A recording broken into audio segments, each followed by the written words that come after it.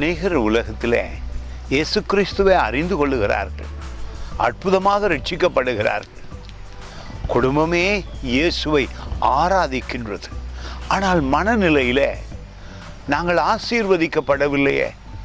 வெளிநாடுகளில் இருக்கிறவர்கள் ஆசீர்வாதமாய் இருக்கிறார்களே, எங்கள் கிராமத்திலே நாங்கள் ஆசீர்வாதமாய் இல்லையே என்று நினைக்காதீர்கள். எந்த இடத்திலே நீங்கள் இருந்தாலும் கிறிஸ்துவை விசுவசித்து அவருடைய வார்த்தைக்கு கீழ்ப்படிந்து நடக்கும் பொழுது சகல ஆசீர்வாதமும் உண்டாயிருக்கும். மனநிலையை மாற்றிக்கொள்ளுங்கள்.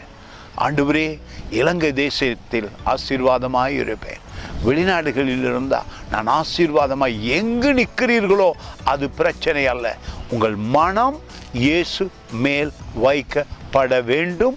அவருடைய வாக்குத்தத்தத்தை நம்ப வேண்டும். அதுதான் உபாகமம் 28:3 வசனம் சொல்லுகிறது, நீ பட்டணத்திலும் ஆசீர்வதிக்கப்பட்டிருப்பாய், வெளியிலும் ஆசீர்வதிக்கப்பட்டிருப்பாய்.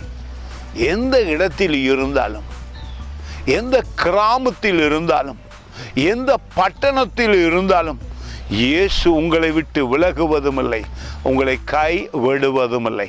அவர் உங்களோடு இருக்கிறதினாலே எந்த இடத்தில் நீங்கள் வேலை செய்து கொண்டிருந்தாலும் அவருடைய நாமத்தை மகிமைப்படுத்தி கொண்டு அவருடைய வார்த்தையை விசுவசித்து கொண்டு அவரோடு உறவாய் இருக்கும் பொழுது அந்த இடத்திலே உங்களை ஆசீர்வதிக்கிறார்.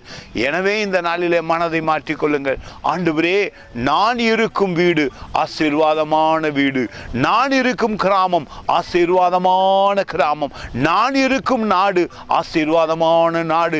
நீர் என்னோடு இருக்கிறதினாலே நான் எங்கு இருந்தாலும் ஆசீர்வாதங்களை அனுபவிக்க முடியும் என்ற விசுவாசத்தோடு வாழுங்கள். God bless you.